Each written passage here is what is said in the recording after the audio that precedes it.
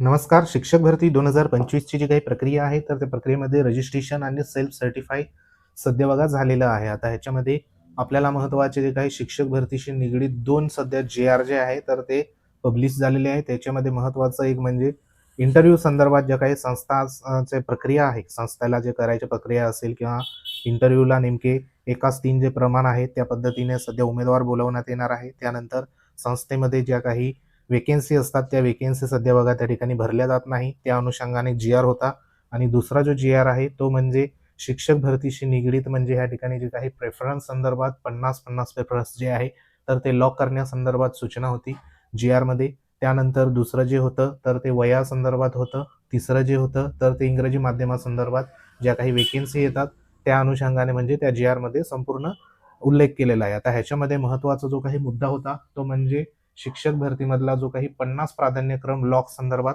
कारण ह्याच्यामध्ये बहुतेक उमेदवारांचे जे काही सध्या बघा मतांतरे येत आहे, कमेंट येत आहे की त्याच्यामध्ये नेमके 50 प्रेफरन्स सध्या बघा लॉक केल्यामुळे नेमकं कोणत्या उमेदवारांना ह्या ठिकाणी फायदा किंवा तोटा होऊ शकतो. 50 प्राधान्यक्रम जे आहे तर ते सध्या बघा ह्या ठिकाणी उचित आहे का, तर त्या अनुषंगाने आपण ह्या ठिकाणी सर्वात महत्त्वाचं जे काही 50 प्राधान्यक्रम लॉक जे आहे तर ते सध्या बघा करण्याच्या तर ह्या ठिकाणी जी-आर आलेला आहे. त्याच्यामध्ये आपल्याला माहिती आहे की शिक्षक भरती टेट परीक्षा झाली, त्याच्यामध्ये 140 प्लस जे काही मार्क घेणारे प्रत्येक कॅटेगरीचे जे उमेदवार आहे तर ते नेमके किती आहे, कारण ह्याच्यामध्ये जे काही जास्त मार्क घेणारे उमेदवार आहे म्हणजे 140-150 प्लस जे उमेदवार आहे तर ते उमेदवार सध्या ह्या ठिकाणी 50 जरी प्रेफरन्स सध्या या ठिकाणी लॉक होणार तरी देखील त्यांचं जे सिलेक्शन असेल तर ते कुठं ना कुठं सध्या बघा होणार आहे. 20व्या नंबरवरती 30व्या नंबरवरती कुठंतरी त्यांचं सिलेक्शन होईलच, बरोबर. परंतु ह्याच्यामध्ये जे काही आपल्याला माहिती आहे की कॉम्पिटिशन जे आहे 2022च्या पदभरती आणि 2025च्या पदभरतीमध्ये खूप फरक आहे. ह्याच्यामध्ये 2025ची पदभरतीमध्ये मार्क जास्त घेणारे उमेदवार देखील मोठ्या प्रमाणावर आपल्याला पाहायला मिळत आहे. मग ह्याच्यामध्ये प्रश्न हा येतोय की जे काही 50 प्राधान्यक्रम जर लॉक केले तर त्यामुळे कमी मार्क किंवा जे काही मध्यम गट असेल, बरोबर, तर त्या उमेदवारांना नेमका ह्या ठिकाणी संधी जी असेल तर ती संधी मिळू शकते का, तर संपूर्ण आपण ॲनालिसिस सध्या बघा या ठिकाणी बघणार आहोत विविध चार्टच्या माध्यमातून. तर नक्की शेवटपर्यंत व्हिडिओ बघा.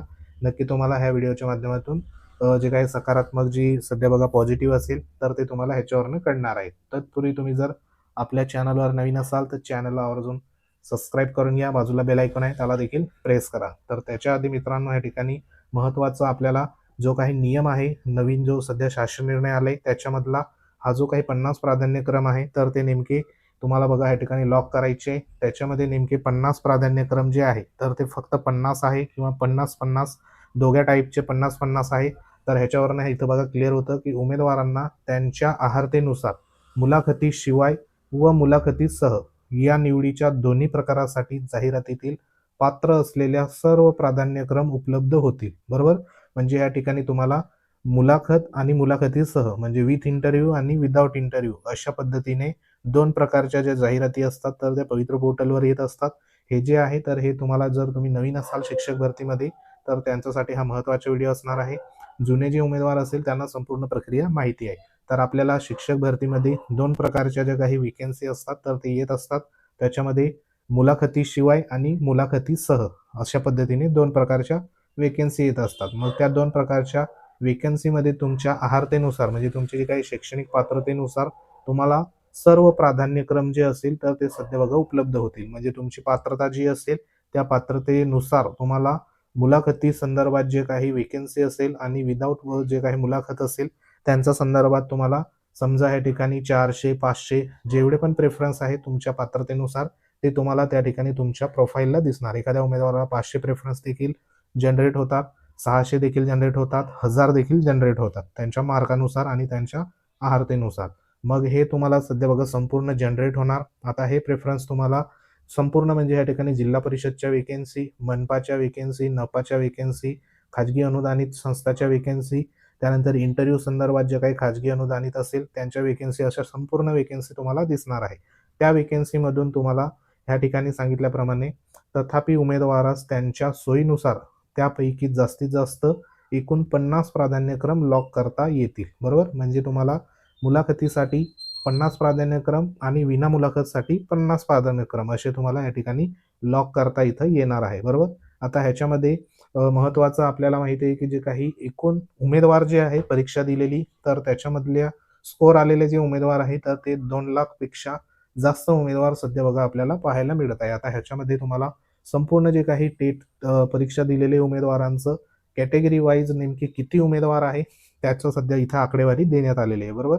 त्याच्यामध्ये इथं तुम्ही वरच्या लाईनला बघू शकता ऑल असेल, त्यानंतर जनरल, एस-सी, एस-टी, ओ-बी-सी, त्यानंतर व्ही-जे, एन-टी, सी-डी, त्यानंतर एस-बी-सी, डब्ल्यू-एस, एस-सी-बी-सी असे संपूर्ण उमेदवारांचा हा डेटा सध्या इथं देण्यात आला आहे. आता हा संपूर्ण डेटा 2,00,000 प्लस उमेदवारांचा आहे. जवळपास 2,08,120 उमेदवारांचा हा डेटा इथं सध्या आहे. आता ह्याच्यामध्ये आपल्याला जे सध्या टॉपचे उमेदवार आहे, म्हणजे आपण इथं जवळपास टॉपचे उमेदवार म्हणजे या ठिकाणी 140 किंवा 141 पासून वरचे उमेदवार म्हणजे या ठिकाणी 141 ते हायेस्ट असलेल्या उमेदवारांमध्ये नेमके प्रत्येक कॅटेगरीचे किती उमेदवार आहे ते तुमच्या लक्षात येणार, जेणेकरून जे खालचे उमेदवार असणार आहे कमी मार्कवाले, तर त्यांना नेमका आपला नंबर कितवा असेल ते तुमचं लक्षात येईल प्रत्येक कॅटेगरीमध्ये. आता ह्याच्यामध्ये हा एक महत्त्वाचा बघा चार्ट आहे, त्याच्यामध्ये आपण ह्या ठिकाणी ॲनालिसिस केलेलं आहे. त्याच्यात बघा या ठिकाणी कॅटेगरी वाईज कॅन्डिडेट जे आहे 140 प्लस मार्क घेणारे कॅन्डिडेटचा तुम्हाला हा एक आलेख सध्या बघा या ठिकाणी तुम्हाला दिसतोय. त्याच्यामध्ये ह्या ठिकाणी प्रत्येक जे काही प्रवर्ग आहे, बरोबर, कॅटेगरी आहे, तर त्या कॅटेगरीमध्ये 140 प्लस घेणारे उमेदवार नेमके किती आहे ते तुमच्या इथं लक्षात येईल. आता ह्याच्यामध्ये आपण जर विचार केला तर सर्वात जास्त जे उमेदवार आहे 140 प्लस घेणारे, तर ते आहे ओबीसी प्रवर्गाचे, बरोबर. हा ओबीसी प्रवर्गाचा 1 नंबरवरती सध्या आपल्याला पाहायला मिळतात 140 प्लस घेणारे उमेदवार. त्यानंतर ह्यांची संख्या देखील आपल्याला पुढे तुम्हाला सांगणार आहे नेमकी किती संख्या आहे ओबीसीमध्ये. त्यानंतर 2 नंबरवरच विचार केला तर इथं ओपनचे उमेदवार सध्या 2 नंबरवरती इथं बघा पाहायला मिळत आहे, बरोबर. 3 नंबर जर विचार केला तर हा जो काही प्रवर्ग आहे एस-सी-बी-सी ह्या प्रवर्गाचा 3 नंबरवरती आपल्याला 140 प्लस घेणारे उमेदवार सर्वात जास्त इथं पाहायला मिळत आहे. 4 नंबरचा आहे एस-सी प्रवर्गाचा, ह्याच्यामध्ये देखील सर्वात जास्त बघा 4 नंबरवरती इथं जे सध्या उमेदवार आहे सर्वात जास्त 140 प्लस येणारे जे उमेदवार आहे तर ते इथं पाहायला मिळत आहे. त्यानंतर हे जे काही 4 प्रवर्ग सोडले, त्यानंतर जे सर्वात कमी कमी जे सध्या उमेदवार आहे 140 प्लस येणारे, त्याच्यामध्ये एन-टी-सीचे 5 नंबरवर आपण या ठिकाणी बघू शकतो, बरोबर. त्यानंतर ई-डब्ल्यू-एसचे 6 नंबरवर, त्यानंतर एन-टी-डीचे 7 नंबरवर, 8 नंबरवरचा विचार केला तर व्ही-जे-एचा या ठिकाणी 8 नंबरवरती लागतोय. त्यानंतर एन-टी-बी आणि एस-बी-सी, बरोबर. हे जे उमेदवार आहे तर हे आपण ह्या ठिकाणी 9 आणि 10 नंबर पकडूया आणि एस-टी ह्या ठिकाणी जवळपास सर्वात शेवट एस-टी किंवा एस-बी-सी हे जे काही उमेदवार आहे तर ह्यांचा नंबर आपण ह्या ठिकाणी पकडू शकतो. आता ह्याच्यामध्ये सर्वात जास्त कॉम्पिटिशन जे असणार आहे तर ते म्हणजे ह्या ठिकाणी बघा ओबीसी प्रवर्ग, कारण 140 प्लस घेणारे जे उमेदवार आहे सर्वात जास्त आपल्याला इथं पाहायला मिळतात. तर ह्याच्यावरून तुम्हाला लक्षात येत असेल की जे काही आपल्या प्रवर्गामध्ये सर्वात जास्त मार्क घेणारे उमेदवार बघा कोणत्या प्रवर्गाचे इथं येत आहे.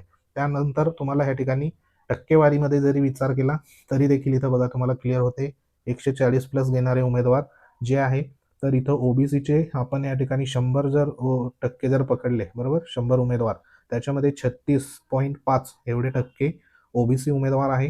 त्यानंतर 2 नंबरवरती या ठिकाणी 19% जवळपास ओपनचे उमेदवार आहे, बरोबर. 15% या ठिकाणी एस-सी-बी-सीचे उमेदवार आहे. त्यानंतर एस-सीचे 9% उमेदवार आहे. त्यानंतर ह्या ठिकाणी इतर जे असेल बघा ई-डब्ल्यू-एसचे 4%, 4.3, एस-बी-सी 1%, एन-टी-डी 3.5%, त्यानंतर एन-टी-सी 4.6%, त्यानंतर या ठिकाणी एन-टी-बी 1.9% आणि व्ही-जे-एचे 2.9%. म्हणजे ह्याच्यामध्ये सर्वात जे काही कमी उमेदवार आहे 140 प्लस घेणारे तर ते आहे एस-टी प्रवर्गाचे 1.7%. म्हणजे 100 उमेदवार जर असेल त्याच्यामध्ये 1.7% एस-टी प्रवर्गाचे उमेदवार आपल्याला पाहायला इथं मिळतात. तर हे टक्केवारीनुसार तुम्हाला इथं लक्षात आलं. त्यानंतर पुढे जे असेल तर ह्याच्या टेबलनुसार जर आपण ह्या ठिकाणी 140 प्लस गुण घेणारे उमेदवार जे आहे तर ते उमेदवार या ठिकाणी तुम्ही बघू शकता 141 ते 160 दरम्यान किती आहे 3,729 एवढे उमेदवार जे आहे तर ते 141 ते 160 दरम्यान असणारे ऑल प्रवर्गाचे उमेदवार पाहायला आपल्याला मिळत आहे. त्यानंतर त्याच्या पुढे जर गेलो आपण 161 ते 180 दरम्यान किती आहे 484 उमेदवार सध्या बघा 161 ते 180 दरम्यान आहे आणि 181 ते 200 पर्यंत म्हणजे 181 पासून जो काही हायेस्ट आपला उमेदवार आहे तर ते एकूण किती आहे 12 उमेदवार, बरोबर. असे एकूण टोटल जर आपण बघितलं तर या ठिकाणी 3729 प्लस 484 प्लस 12 असे 4225 जे उमेदवार आहे. तर हे उमेदवार किती मार्क घेणारे आहे, तर 140 प्लस मार्क घेणारे उमेदवार आपल्याला 4225 एवढे उमेदवार सध्या पाहायला मिळतात. म्हणजे हे जे उमेदवार आहे तर हे उमेदवार कुठं ना कुठं बघा त्या ठिकाणी सिलेक्शन त्यांचं पात्रतेनुसार अर्हतेनुसार त्या ठिकाणी मे बी होऊ शकतं. ह्याच्यामध्ये फक्त जे टीईटी किंवा सीटेट क्वालिफाय नसेल, बरोबर, कारण ह्या ठिकाणी टीईटी पहिला पेपर आणि सीटेट दुसरा पेपर, ज्या वेकेन्सी आहे 1 ते 5, 6 ते 8 ह्या ज्या वेकेन्सी मोठ्या प्रमाणात आपल्याला जिल्हा परिषद, मनपा, नपा या ठिकाणी आपल्याला पाहायला मिळतात. आता ह्या 4225 मध्ये जे उमेदवार टीईटी किंवा सीटेट पहिला दुसरा पेपर क्वालिफाय असेल तर त्यांचं 100% सिलेक्शन जे असेल तर ते सध्या बघा पक्क असणार आहे, बरोबर. आणि ज्यांचं ह्या ठिकाणी पहिला पेपर दुसरा पेपर नसेल तर त्यांचं जे काही सिलेक्शन असेल पुढे पुढचा गट म्हणजे 9 ते 10, 11, 12 त्याच्यामध्ये लिमिटेड ज्या वेकेन्सी असतात तर त्या सध्या बघा असतात, तर त्याच्यामध्ये जास्त मार्क असून देखील सिलेक्शन त्या ठिकाणी सध्या बघा जे प्रमाण असेल तर ते आपण सांगू शकत नाही. तर सध्या एवढे जे उमेदवार आहेत 4225, तर एवढ्या उमेदवार सध्या इथं पाहायला मिळतात. आता ह्याच्यामध्ये प्रत्येक प्रवर्गानुसार देखील आपण या ठिकाणी बघणार आहोत. ह्याच्यात तुम्ही बघू शकता 140 पेक्षा जास्त म्हणजे 141 ते जेवढे हायेस्ट असलेला उमेदवार आहे तर त्यामध्ये प्रत्येक प्रवर्गातील जे उमेदवार आहे तर ते तुम्हाला इथं दिसत आहे. आता ह्याच्यामध्ये 140 प्लस घेणारे उमेदवार ओपनचे म्हणजे जनरलचे किती आहे, 807 उमेदवार. त्यानंतर एससी प्रवर्गाचे 399 उमेदवार आहे. एसटी प्रवर्गाचे फक्त 71 उमेदवार सध्या बघा 140 प्लस घेणारे उमेदवार आहे. त्यानंतर ओबीसीचे 1543 उमेदवार आहे. विजेचे 96 उमेदवार आहे. त्यानंतर NTBचे 80 उमेदवार आहे. NTCचे 193, NTDचे 150 उमेदवार आहे. SBCचे 67 उमेदवार आहे. EWSचे 180 उमेदवार आहे. SBCचे 642 उमेदवार सध्या आपल्याला 140 प्लस घेणारे जे उमेदवार आहे म्हणजे 140, 141, 42 अशा पद्धतीने हायेस्ट पर्यंत उमेदवार जे आहे तर ते आपल्या प्रवर्गामध्ये अशा पद्धतीने आहे. आता ह्याच्यामध्ये नेमके तुमची जी काही मार्काची रँक आहे तर ती रँक सध्या ह्यांच्यापैकी आहे तर तुम्ही कमेंट अवश्य करा. ह्यांच्यापेक्षा कमी असेल मार्क तुमचे तर देखील तुम्ही कमेंट करू शकता, जेणेकरून तुम्हाला तुमचा जो काही स्कोर आहे तर तो सेफ आहे किंवा नाही ते तुम्हाला कळणार आहे. आता ह्याच्यामध्ये जे काही कॉम्पिटिशन असणार आहे तर ते कॉम्पिटिशन बघा सर्वात कमी आपल्याला या ठिकाणी एसटी प्रवर्गाच्या ज्या सध्या या ठिकाणी 71 जे उमेदवार आहे तर हे 140 प्लस आहे. म्हणजे हे जे उमेदवार आहे ह्याच्यामध्ये निवडीची संधी असेल तर ते बघा यांना 100% इथं मिळणार आहे. त्याच्यामध्ये टीईटी सीटेट जर क्वालिफाय असेल तर ते 100% त्यांची निवड कुठं ना कुठं कोणत्या तरी आस्थापनामध्ये सध्या होईल. आणि ज्यांचं सध्या या ठिकाणी टीईटी किंवा सीटेट क्वालिफाय नसेल तरी देखील बघा इथं उमेदवार कमी असल्यामुळे 9 ते 10 मध्ये 11 ते 12 मध्ये देखील त्यांची निवड जी असेल तर ती इथं होऊ शकते.